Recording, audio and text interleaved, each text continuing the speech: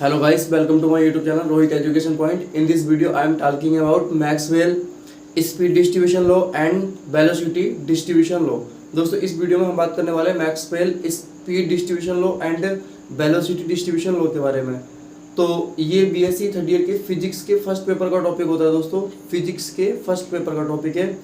तो चलते हैं टॉपिक की तरफ। इसमें क्या है, देखिए इसमें लिखा है कि मैक्सवेल के वेग परास वितरण के नियम अनुसार, मैक्सवेल के वेग परास वितरण के नियम अनुसार v वेलोसिटी जो है ना, इस जो वेग है वो बी एक्स है, यहाँ लिखा होगा वेग, ठीक है। वेग बी एक्स से B X plus D X तथा वी वाई से V Y plus D Y तथा वी जेड से वी जेड तथा plus D Z D V Z हो जाता है, ठीक है, हो जाता है। तो उसके बाद दोस्तों एक इक्वेशन होती है इंटू ए की power minus M V X square plus V Y square plus V Z square upon में के टी इंटू, उसके बाद इक्वेशन होती है D V X into D V Y into D D Z, ठीक है। तो दोस्तों इसमें ना कुछ रट के चलना पड़ता है, ये इक्वेशन आपको ना डायरेक्टली याद कर लेनी है, ठीक। अब उसके बाद आगे की जो प्रोसेसिंग होती है इसमें देखिए, इस इक्वेशन में सबसे पहले हम इस चीज़ की वैल्यू निकालेंगे, नहीं तो इस चीज़ की देखिए ये जो होता है ना V X square plus V Y square plus V Z square is equal to C square रख लेते हैं। ये जो है ना गोले का आयतन होता है, क्या होता है दोस्तों, गोले का आयतन, नहीं गोले का आयतन नहीं होता, ये गोले के समीकरण को रिप्रेजेंट करता है, ठीक है, गोले के समीकरण को रिप्रेजेंट करता है, ठीक है।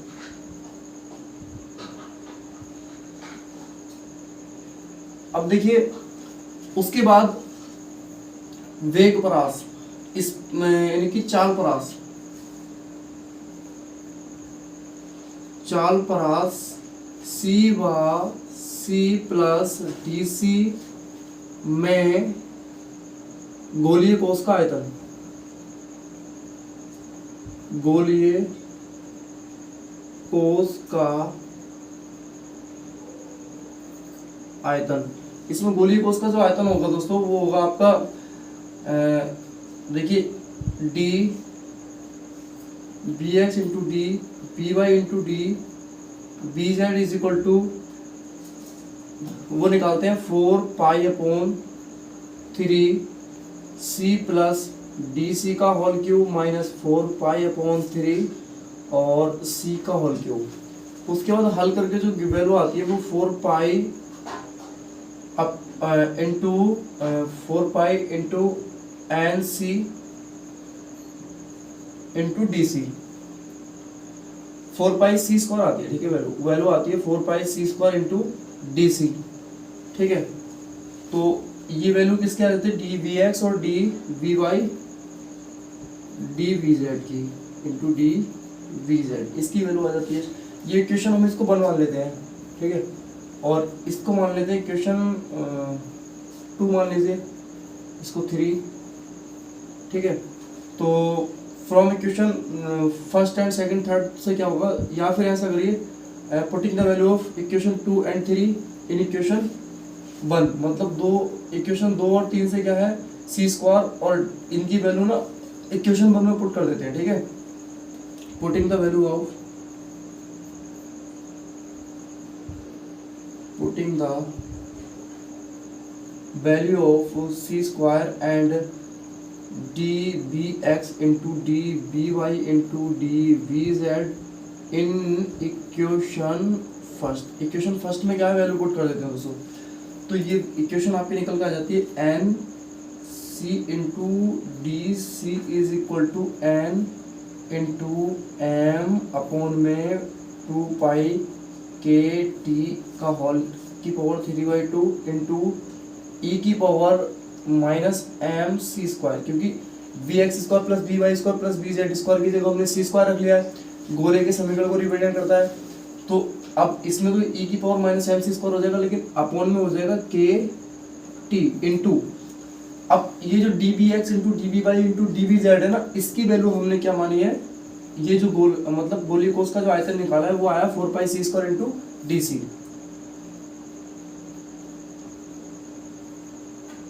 इसको इक्वेशन मान लेंगे दोस्तों 4। तो फाइनली इसमें हमें क्या, बस यही मतलब स्पीड निकालनी थी, नहीं वेलोसिटी निकालनी थी इसमें, ठीक है। अगले वाले में स्पीड फाइंड करनी है, तो वेलोसिटी आ गई है आपकी, ठीक है। ये बस ये इक्वेशन दोस्तों, इसमें मैथमेटिकल कॉन्सेप्ट इतना होता है। उसके बाद अगली हेडिंग डालते हैं आप, मैक्सवेल स्पीड डिस्ट्रीब्यूशन कर्व। तो इसको रफ कर देते हैं। इतना नोट करने के बाद दोस्तों आगे लिखना होता है आपको, इसको लिख लें आप, नोट कर लें। उसके बाद रफ करने के बाद अगली हेडिंग आएगी,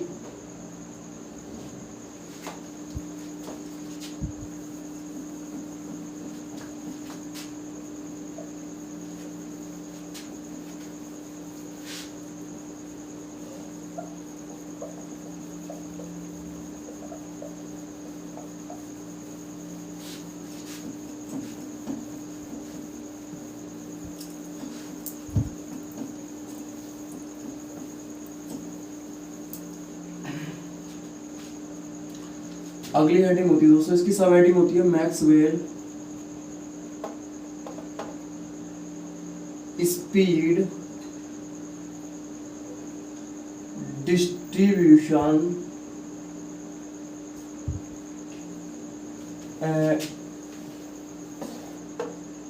लॉ, या फिर कर्व भी बोल सकते हैं इसको, डिस्ट्रीब्यूशन कर्व। दोस्तों इसमें क्या होता है, हाँ इससे पहले जो अभी पीछे मैंने कराया ना, उसमें ग्राफ बना लेना आपको। इक्वेशन लास्ट इक्वेशन जो 4 मैंने लिखी थी, उस इक्वेशन 4 के बाद में आपको एक ग्राफ बनाना है।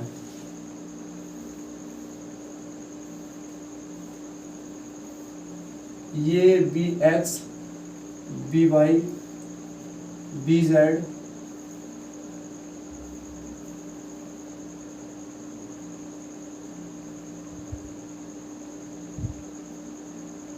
ये ग्राफ बना लेना है आपको उस इक्वेशन 4 के बाद। अब ये पीछे वाली हेडिंग में दोस्तों, ठीक है। अब चलते हैं इस हेडिंग के अंदर। तो इस हेडिंग में आपको एक ग्राफ होता है,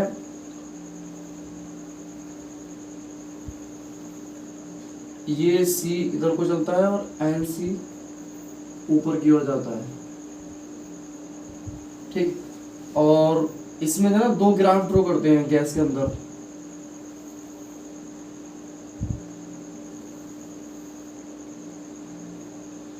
तो ये टेम्परेचर T1 पर होता है और ये टेम्परेचर T2 पर होता है, जो T1 से ज़्यादा होता है। और इसमें एक पट्टी होती है लगी हुई दोस्तों,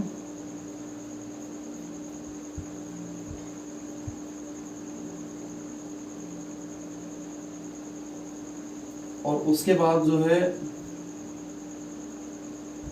एक यहाँ ये एम्पलीट्यूड होता है इसका, ए पॉइंट होता है।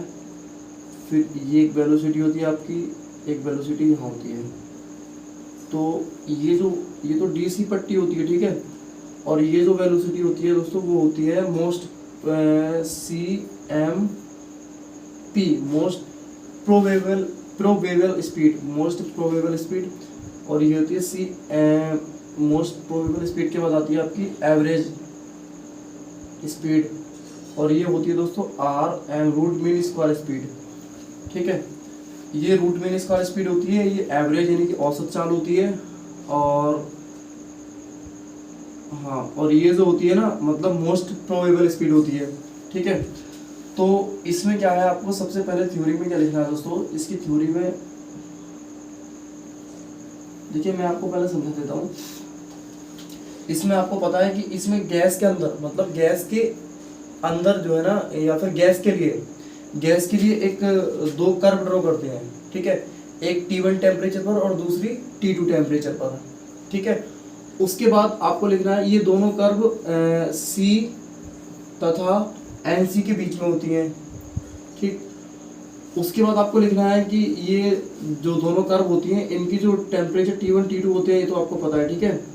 और गैस के अंदर होती है, इनके अंदर जो है एक पट्टी लगी होती है DC, जो कि मतलब अणुओं की, जिसकी मतलब जिसका क्षेत्रफल, ये जो पट्टी है ना, इस पट्टी का क्षेत्रफल अणुओं की संख्या को रिप्रेजेंट करता है। मतलब जितने इसके अंदर अणु होंगे, जितना इसका क्षेत्रफल लेकर आएगा ना, उतने ही इसके अंदर अणु होंगे, क्योंकि गैस के अंदर अणु होते हैं ना, मॉलिक्यूल बहुत सारे, तो ये उनको रिप्रेजेंट करता है।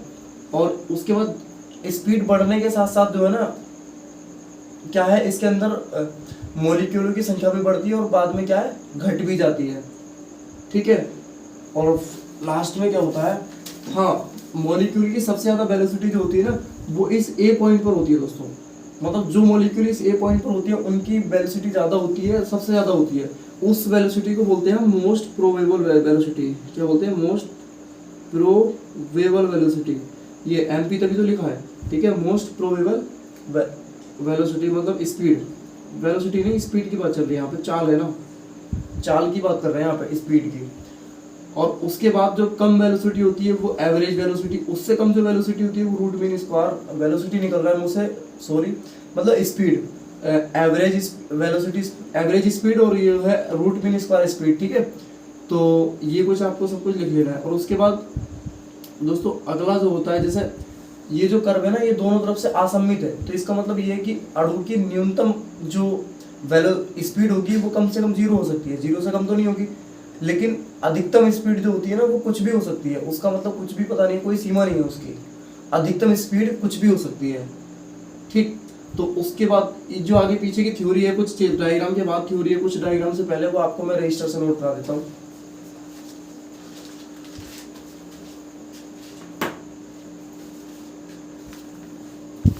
दोस्तों इससे पहले क्या है, ये इसकी थ्योरी है कुछ, ये आपको नोट कर लेनी है।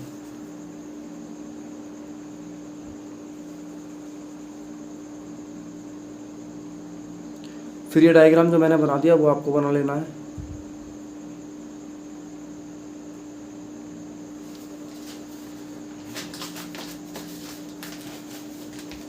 फिर इसके बाद की जो थ्योरी है वो आपको ये नोट कर लेनी है।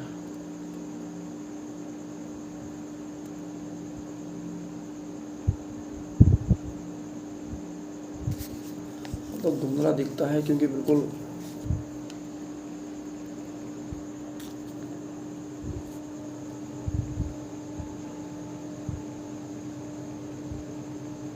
मिलते हैं नेक्स्ट वीडियो में दोस्तों, तब तक के लिए धन्यवाद।